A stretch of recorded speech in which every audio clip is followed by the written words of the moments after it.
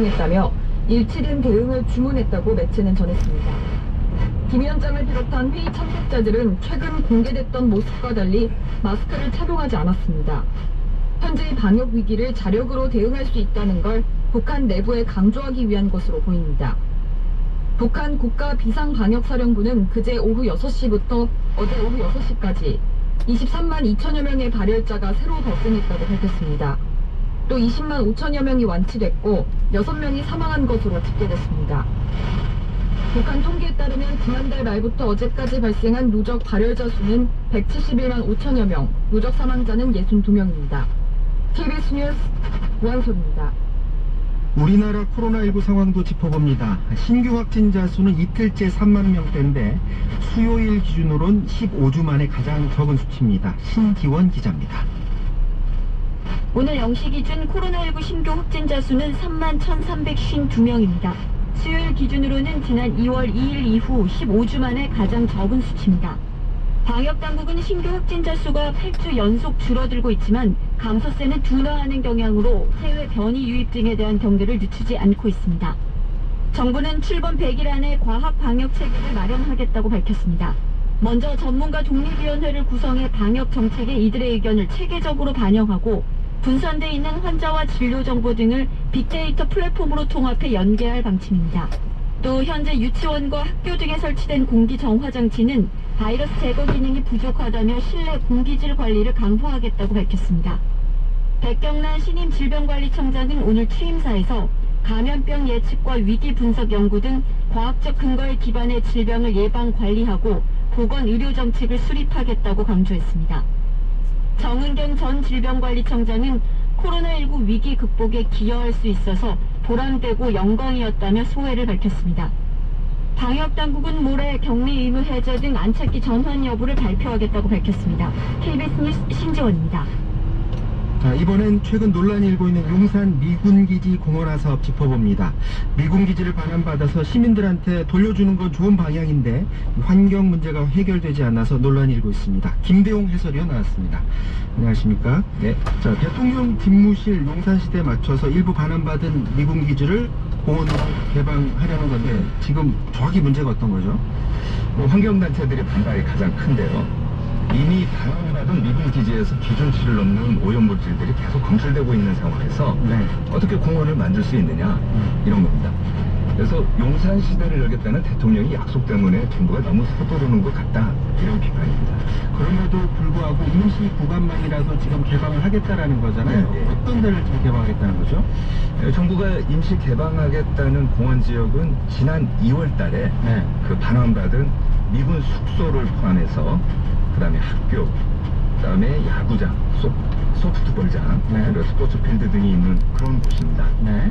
이 위치를 보면은요, 바로 건너편에 대통령 집무실이 있어서 미국 백악관의 웨스트 윙과 비슷한 형태가 됩니다. 자, 문제는 여기서 오염물질이 많이 나왔다는 거잖아요. 구체적으로 어느 정도나 많이 나왔습니까? 최근 그 환경부가 지난 2월에 반환받은 미군 기지 숙소를 대상으로 이제 그 오염 검사를 했습니다. 정부에서 한 거죠? 예, 그렇습니다. 여기 이 지역이 이번에 이제 임시 개방 구역에 포함되는 곳이라서 이제 논란이 있는 건데요. 토양 오염과 지하수 오염이 공원 조성 기준 가능한 기준치를 이미 넘었습니다. 석유계 총 탄화수소가 기준치의 29배를 넘었고요. 지하수의 경우에는 발암물질로 알려진 벤젠과 페놀류가 각각 기준치의 3.4배 그리고 2.8배 이렇게 높게 나타났습니다. 자, 정부에서 조사를 했는데 발암물질계가 지금 나왔어요. 근데 그걸 알면서도 공원을 개방하려고 하는 건데 이게 어떻게 그게 가능합니까? 정부도 나름대로 이 문제점을 알고는 있습니다. 그리고 이 개선책이라든지 대책도 내놓고 있는데 정부가 내놓은 게 뭐냐면 부지의 오염도를 감안해서 위해성 저감 임시 조치를 하겠다. 임시 조치요? 예. 크게 이제 세 가지인데요. 토지 피복, 그다음에 출입 제한, 그다음에 이용 시간 제한. 여기서 좀 생소한 게 토지 피복이라는 거. 피복? 앵커도 잘 모를 텐데. 네. 이 토지 피복이라는 게 오염된 땅을 이렇게 걷어내야 되지 않습니까? 네. 걷어내지 않고 그 표면 위에다가 아스팔트나 보도블록, 이 잔디 등을 그냥 덮는 겁니다. 말 그대로 임시 방편이네요. 예, 그렇습니다. 그다음에 출입 제한과 이용 시간 제한은 그 부지별 오염도에 따라서 체류 시간을 제한하거나 아예 출입을 하지 못하게 하는 겁니다. 네. 이 때문에 그 환경단체에서도 좀 전에 앵커께서 얘기한 것처럼 정부도 위험성을 인지하고 있는데 국민의 안전을 위해서 근본 문제는 해결하지 않고 어떻게 땜질식 처방만 하느냐 이런 문제를 제기하고 있습니다. 방금 그 땜질식 처방이라고 했는데 오염돼 있는 표층 위를 임시방편으로 이제 덮어두겠다는 건데 그걸 통해서 환경 오염을 막을 수 있는 건지는 좀 더 검증이 좀 필요해 보이는 것 같긴 하고요. 근데 이게 주한미군이 오염시켰을 거 아닙니까? 그러면 오염된 거 복구시키는 것도 하라고 하면 되는 거 아니에요? 이게 사실 이 문제가 뭐 어제 오늘 얘기는 아닙니다. 그 한미 양국 간의 그냥 뜨거운 감자인데요.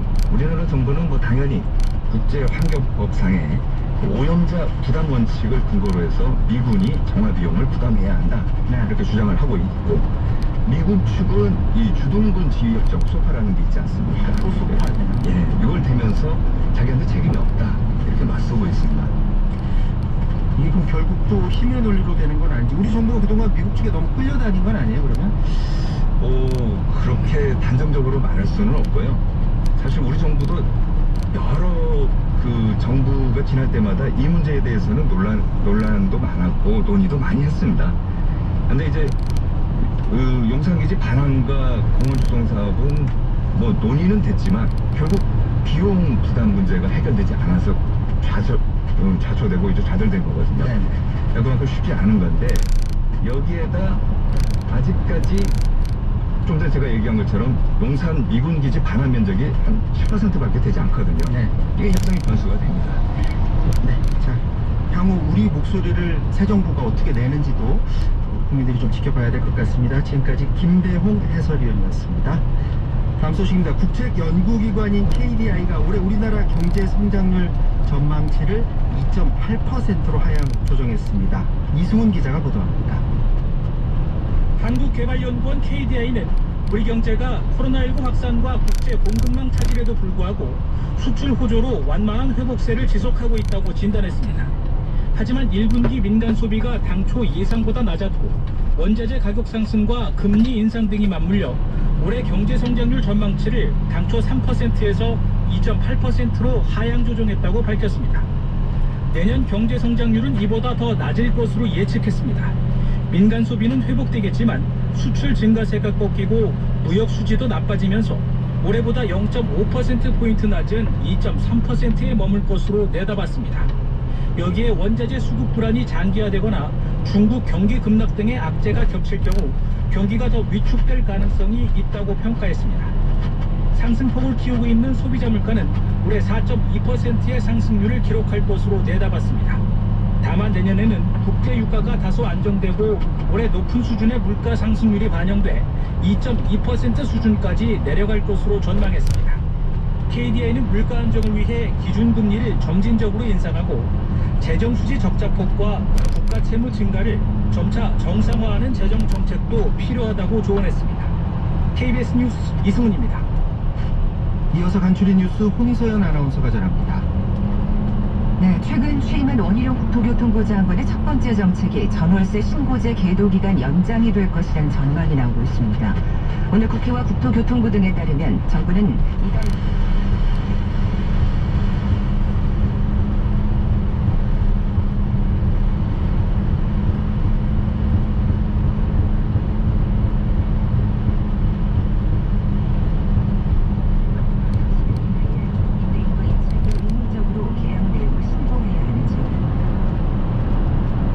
고용상 성차별을 당하거나 직장 내 성희롱 피해에 대해 사업주가 적절한 조치를 하지 않은 경우 앞으로 노동위원회에 시정을 신청할 수 있습니다.